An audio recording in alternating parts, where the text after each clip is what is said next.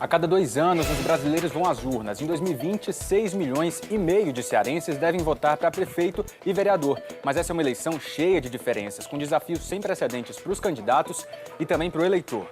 É uma eleição que acontece em meio a uma pandemia, a maior crise sanitária do século. Mas a campanha começou, está no rádio, nas ruas, na TV e no Ponto Poder Eleições, que começa agora.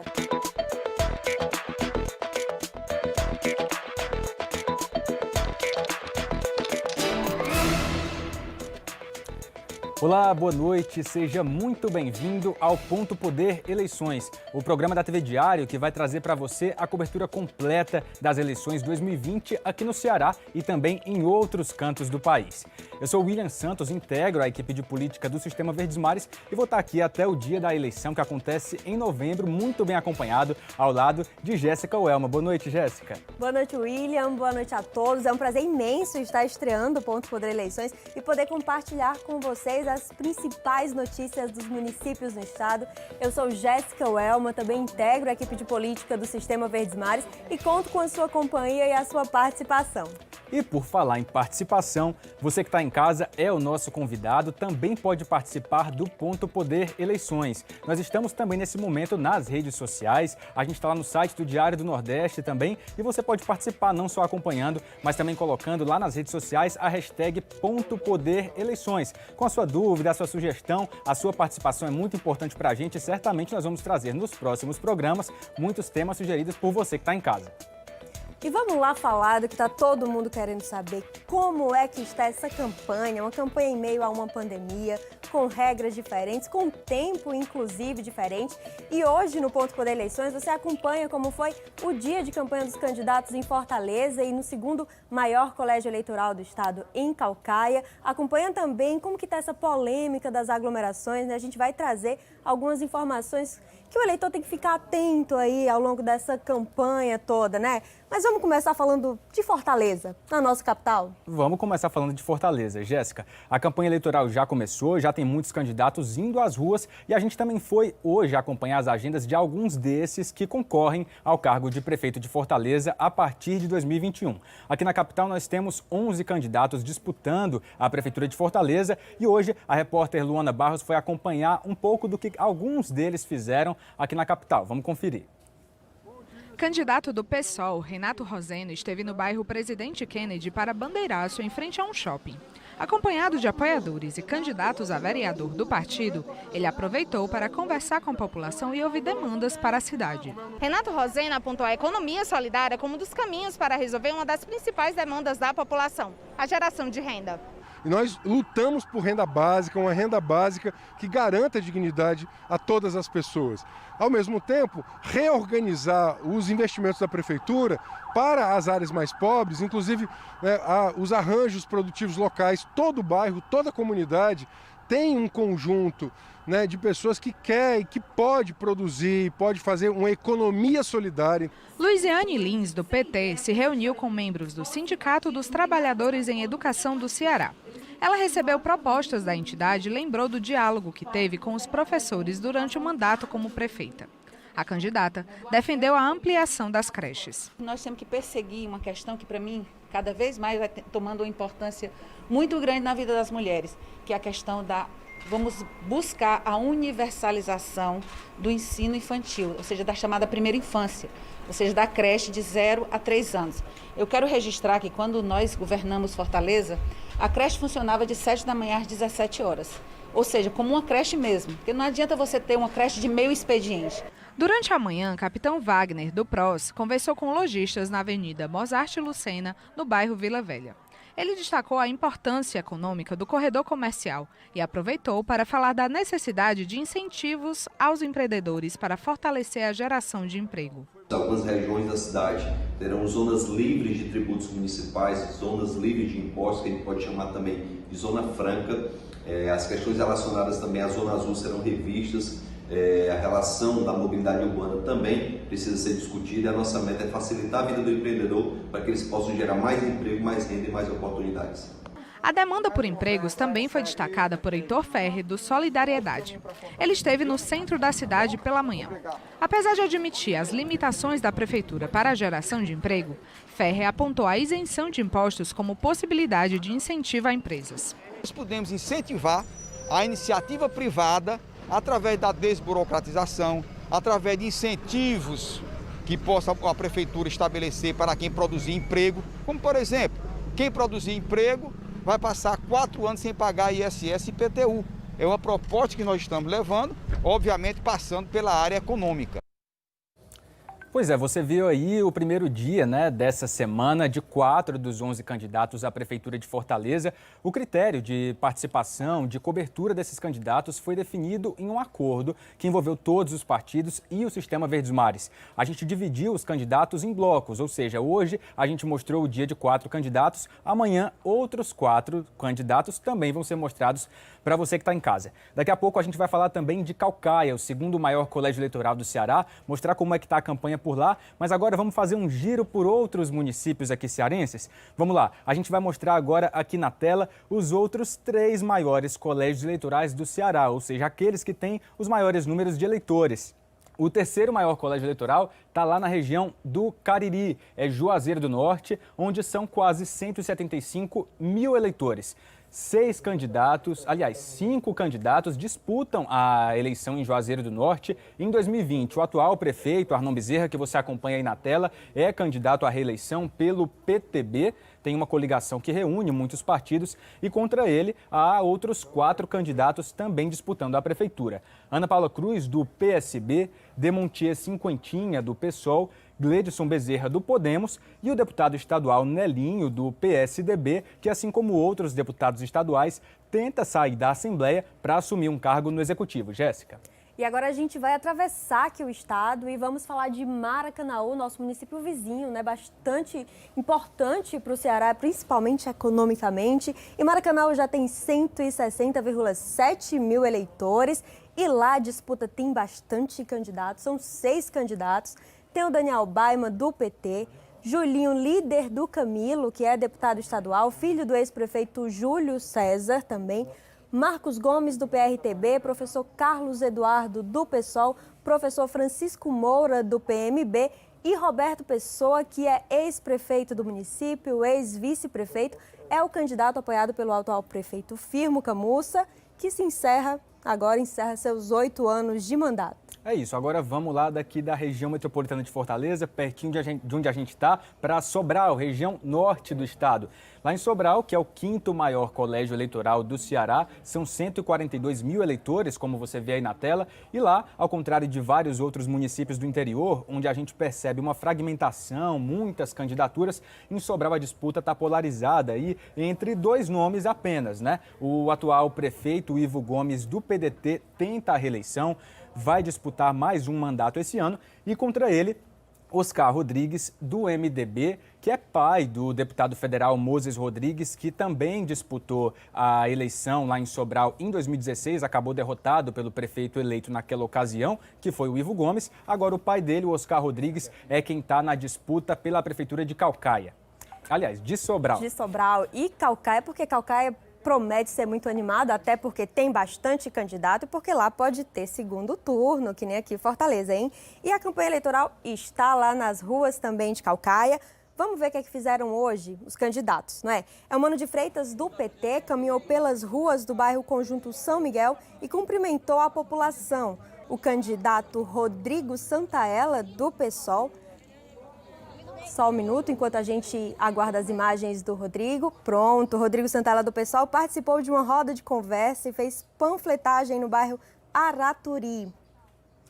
Já o candidato Naumi Amorim, que é o atual prefeito, vamos aguardar agora as imagens do Naumi Amorim, que nos enviou hoje à tarde. Naumi não cumpriu a agenda hoje, ele manteve os seus compromissos administrativos relacionados à prefeitura e não foi às ruas. Outros candidatos lá na prefeitura, candidatos à prefeitura de Caucaia, são também Emília Pessoa, do PSDB, Vitor Valim, do PROS, Zé Gerardo, do MDB, ex-prefeito do município, Paulo Sérgio, do PCdoB e Sebastião Conrado, do PMB e João Ari, do PMN. É isso. Vamos voltar para Fortaleza agora, Jéssica? Vamos. É o seguinte, você que está em casa, daqui a pouco você deve estar se perguntando por que não começou ainda a campanha, a propaganda tão conhecida em rádio e televisão. Começa daqui a pouco, gente. O calendário eleitoral prevê que a propaganda em rádio e TV começa já nesta sexta-feira, dia 9 de outubro. E hoje a Justiça Eleitoral definiu como é que vai ser a distribuição do tempo de propaganda entre os 11 candidatos à Prefeitura de Fortaleza. O que acontece? Há 10 minutos, 2 blocos de 10 minutos diariamente para esses candidatos e esse tempo foi definido hoje pela Justiça Eleitoral. A gente tem algumas imagens, vamos ver. O sorteio foi realizado na sede da Escola Superior da Magistratura do Ceará e transmitido também pela internet. Essas imagens que você vê aí na tela são da transmissão ao vivo que aconteceu hoje de manhã. A propaganda eleitoral em rádio e TV, ela começa a ser exibida na sexta-feira e a divisão é feita da seguinte forma. Do total do tempo de propaganda, 90% são distribuídos proporcionalmente ao número de cadeiras que cada partido tem lá na Câmara dos Deputados em Brasília. Os outros 10% aí são distribuídos igualitariamente entre todos os outros candidatos. 10 partidos aqui em Fortaleza acabaram, diante desses critérios, ficando sem nenhum tempo de propaganda eleitoral. A gente vai mostrar agora também que o horário eleitoral gratuito ele vai ser exibido todo dia em 2 blocos e a gente vai ver aqui na tela agora como é que ficou essa distribuição do tempo, né, Jéssica? Bora lá ver como que está distribuído aí, né? O que é que o eleitor vai acompanhar em casa. Temos aqui o primeiro a estrear, né, no horário eleitoral gratuito, é o candidato Capitão Wagner do PROS, ele terá 1 minuto e 30 segundos.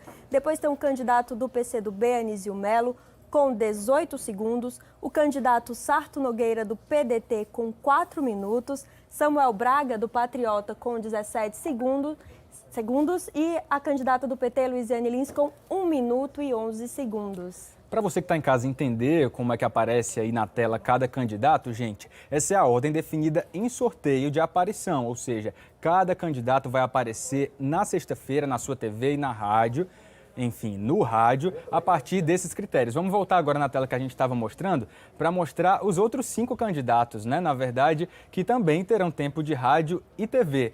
O sexto a ter programa exibido vai ser Heitor Freire, candidato do PSL, que vai ter 1 minuto e 8 segundos de propaganda. Célio Studart, do PV, vai ter 11 segundos, é o que tem o menor tempo dentre os candidatos contemplados nessa distribuição. Renato Roseno, do PSOL, tem 18 segundos. E fechando aí esse primeiro dia, Heitor Ferrer, do Solidariedade, com 1 minuto e 2 segundos. Como eu falei antes, 10 partidos não têm direito a tempo de propaganda este ano, são esses aí que estão na sua tela agora, e a gente pode perceber que alguns deles, inclusive, têm candidato a prefeito, mas esses não vão aparecer na TV, Jéssica. A Paula Colares, da UP, né, é um desses exemplos, assim como o José Loureto, do PCO, esses não vão ter propaganda na TV e no rádio. Isso acontece devido à cláusula de barreira, que eles não atingiram o percentual mínimo de votos, né? Isso acontece pelas regras da Justiça Eleitoral. E agora a gente vai dar uma pausa em falar de candidato e a gente vai falar do eleitor, porque o foco do Ponto Poder Eleições é o eleitor, é ajudar o eleitor a fazer essa escolha tão importante, que é decidir quem vai comandar a cidade pelos próximos 4 anos, quem vai legislar, né, quem vai pensar aí os rumos, né, das nossas cidades. E a gente tem ido às ruas para saber justamente quais são aí os questionamentos que o eleitor tem, quais são os anseios, quais são as demandas, o que eles gostariam de saber, porque o nosso papel aqui é ajudar. Então vamos conhecer aí essa primeira rodada de eleitores no Eleitor é Quem Manda.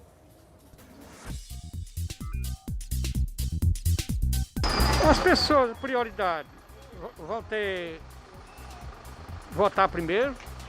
Você sabe que tem que ter o álcool, tem que ter a luva e os que vão votar vão ter contato sempre com aquela mesma máquina. Qual vai ser o procedimento?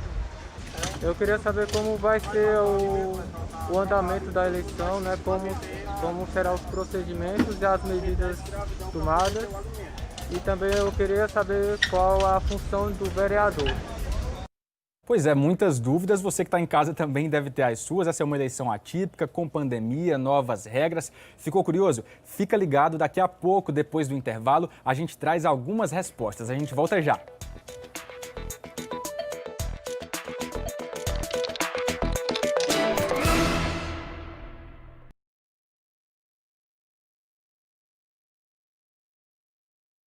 A Zenir tem novidade, tem ofertas, tem o melhor para sua casa. Festival Zenir de Móveis, confira. Painel com suporte Artelli por R$ 169. Cozinha de aço 3 peças, 12 de R$ 59,90. Conjunto de mesa com 4 cadeiras tampo de vidro, 12 de R$ 69,90. Roupeiro, 2 portas de correr com espelho, 12 de R$ 129,90. O Festival Zenir de Móveis é para você economizar. Zenir, o melhor está aqui.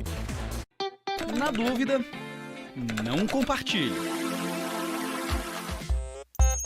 Você sabia que nem sempre a desinformação é uma mentira? Quando alguém quer manchar a imagem de outra pessoa ou espalhar um boato, pode compartilhar uma informação verdadeira, mas muito antiga e totalmente fora de contexto. Já imaginou ler uma notícia dizendo que o Aedes aegypti foi erradicado do Brasil? Mentira daquelas, né? Hoje pode parecer absurdo, mas isso já foi verdade. Em 1958, a Organização Mundial da Saúde considerou que o território brasileiro estava livre do mosquito. Por isso, sempre confira a data de tudo que receber. Na dúvida, não repasse para ninguém. Você é responsável pelo que compartilha.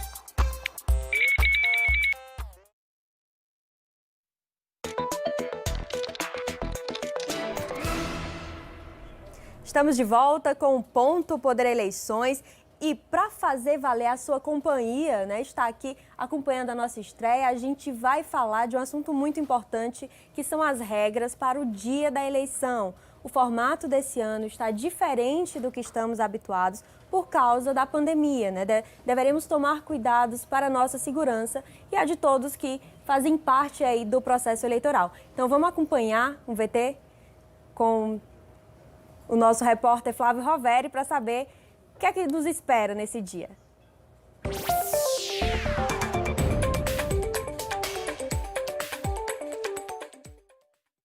Desde o início da pandemia, a viabilidade da realização das eleições foi questionada.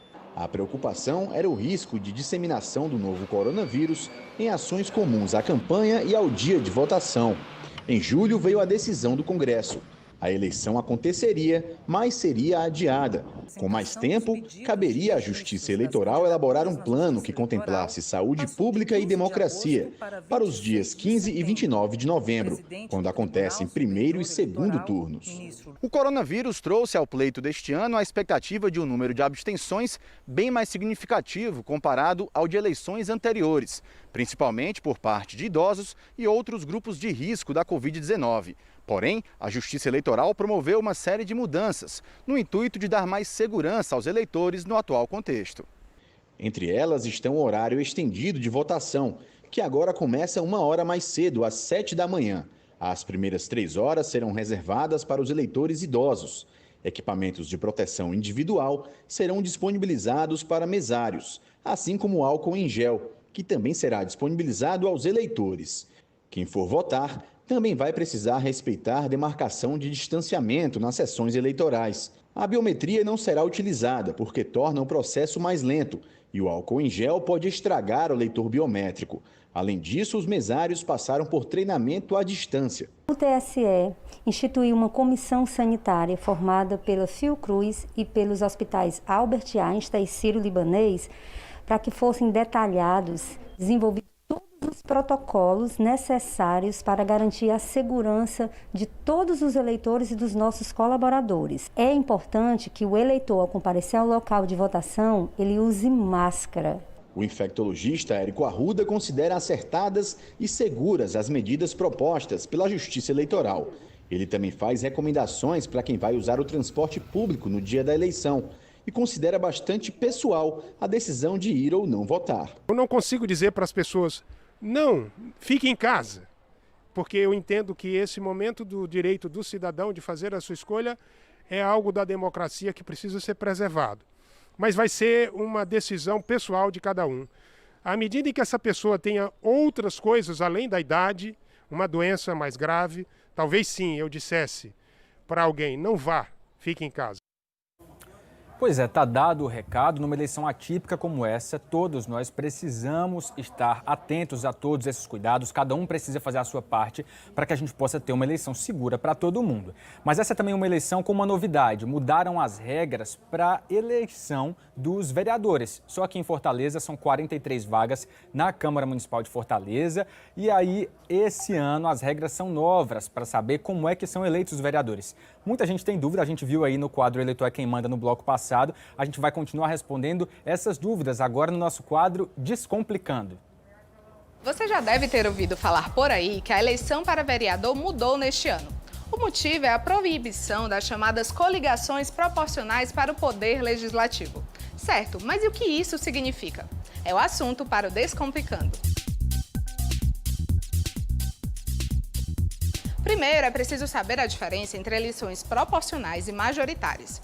Nas majoritárias, é eleito o candidato que tiver o maior número de votos válidos. É dessa forma que são escolhidos presidente, governadores, prefeitos e senadores. Já na eleição proporcional, o cálculo é diferente. Os partidos precisam alcançar um mínimo de votos para eleger um candidato. Deputados federais e estaduais, assim como vereadores, são escolhidos por esse sistema. A novidade é que em 2020 os partidos não podem mais fazer coligações para formar as chapas, que vão concorrer às câmaras municipais. Para entender o impacto disso, olha só como funcionava antes. Na última eleição municipal, em 2016, 2, 3 ou mais partidos poderiam formar juntos uma única chapa para vereador. Nesse caso, a coligação toda e não só o partido conquistava vagas para o legislativo. Os candidatos eleitos, então, eram os mais votados de toda a coligação. É por isso que, muitas vezes, o voto em um candidato acabava elegendo um nome de outro partido. A partir de agora, isso não é mais possível. As chapas para o cargo de vereador têm que ser formadas por filiados de um único partido. A tendência é que os partidos com mais estruturas sejam beneficiados. Sozinho, é mais difícil que um partido pequeno alcance o mínimo de votos exigidos para garantir uma vaga. Nesse ano, então, é cada um por si. Importante lembrar, se para as eleições proporcionais os partidos não podem mais se coligar para disputar as prefeituras, isso ainda é possível. Até o próximo Descomplicando. E temos agora uma notícia importante aqui no Ponto Poder de última hora. Vamos abrir aqui a nossa plataforma digital Ponto Poder, que você pode acompanhar em tempo real aí as últimas notícias dos candidatos. E Sarto Nogueira, do PDT, testou positivo para a Covid-19. Acabamos de receber essa informação. O pedetista teve sintomas leves de gripe e, segundo a assessoria, ele está bem, está tendo acompanhamento médico e, claro, manterá isolamento social, cancelando as atividades de campanha nas ruas presenciais, manterá esse diálogo com o eleitor de forma virtual. É isso, para saber outras notícias também, tudo que está acontecendo em tempo real na eleição, você está vendo esse código, esse QR Code, esse símbolo aí no canto da sua tela? Aponta o seu celular para ele, faz uma foto e você vai entrar aí onde a gente acabou de mostrar, o pontopoder.com.br, onde você consegue ver todas as notícias de última hora das eleições no Ceará todo. Mas agora vamos falar de um assunto, gente, é o seguinte, fazendo ainda menção a essa notícia que é triste, é séria, do diagnóstico positivo do candidato Sarto Nogueira, que testou positivo para a Covid-19. Isso nos leva a um outro assunto que é muito sério e tem despertado preocupação ao longo da eleição aqui no Ceará. São as aglomerações nos eventos de campanha. A gente recebe quase todo dia aqui na redação muitos vídeos no interior do estado, aqui também na capital, daqueles atos em que as regras sanitárias são completamente desrespeitadas. A gente vai agora mostrar o que tem acontecido, o que tem sido feito para fiscalizar e para punir esses atos. Vamos acompanhar na reportagem da Alessandra Castro. Cenas como essa já vêm sendo registradas em muitos municípios cearenses durante a campanha eleitoral. Multidões desrespeitam o distanciamento social, muita gente sem máscara. Essas são as principais irregularidades flagradas pelo Ministério Público do Ceará no interior, desde o período das convenções partidárias. O órgão abriu procedimentos para investigar dirigentes partidários, candidatos e até pessoas com mandatos em alguns municípios pelo descumprimento do decreto estadual nos eventos de oficialização de candidaturas. Estão na mira do Ministério Público Araripe, Potengi, Varjota, Mauriti, Apuiarés, Pentecoste e General Sampaio. A Procuradora Regional Eleitoral do Ceará explica o que está sendo feito para impedir que aglomerações continuem se repetindo.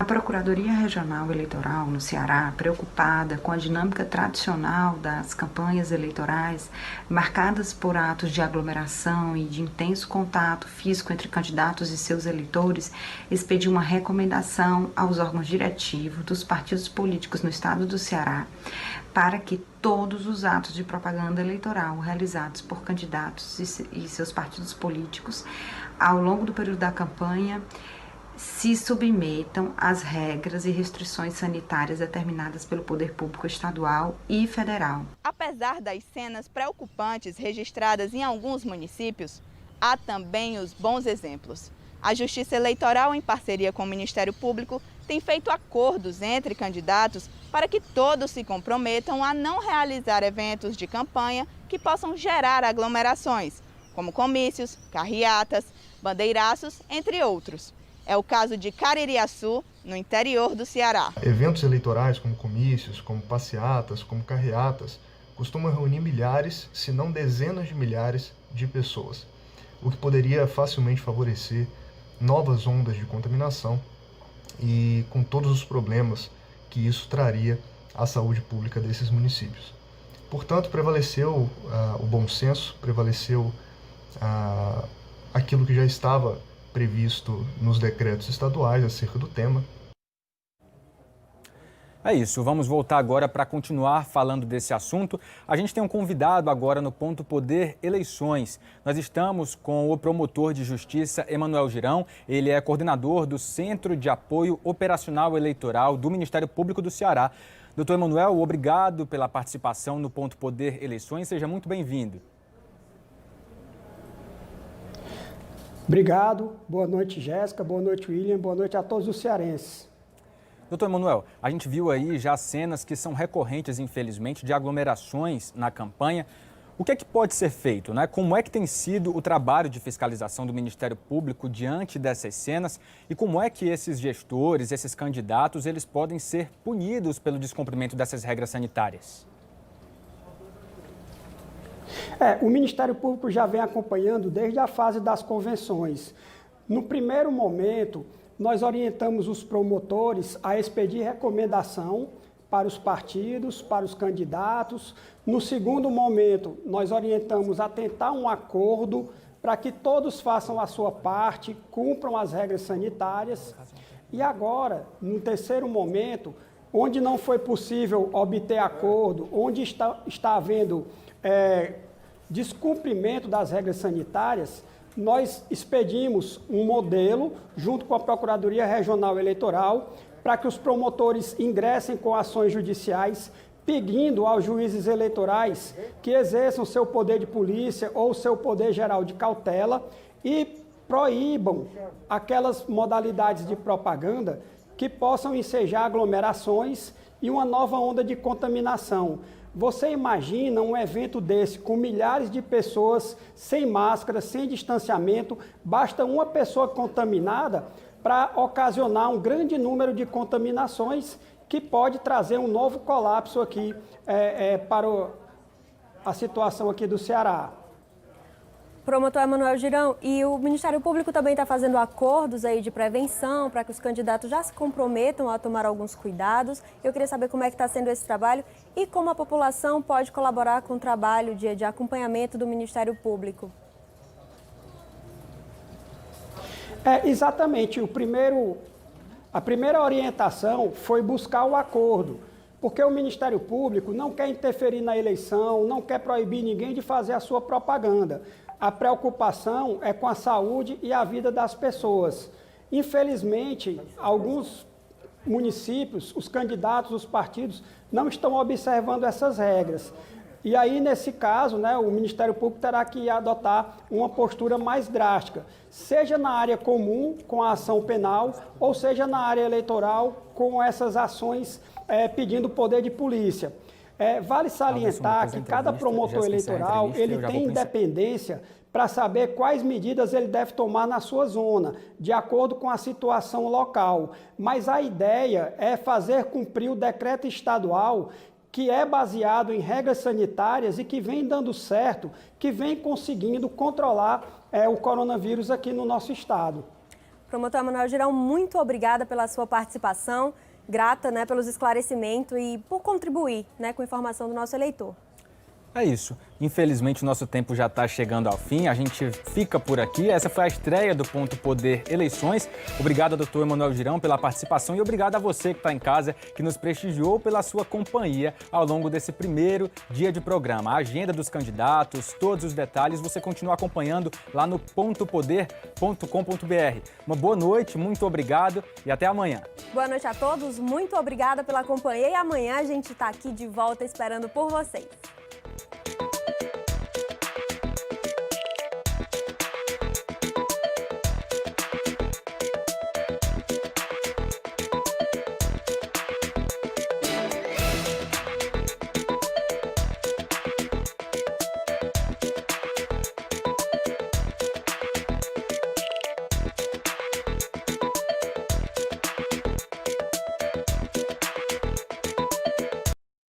Diário Divino. Oferecimento. Plano da Paz. Viver bem é pensar no amanhã. Programa livre para todos.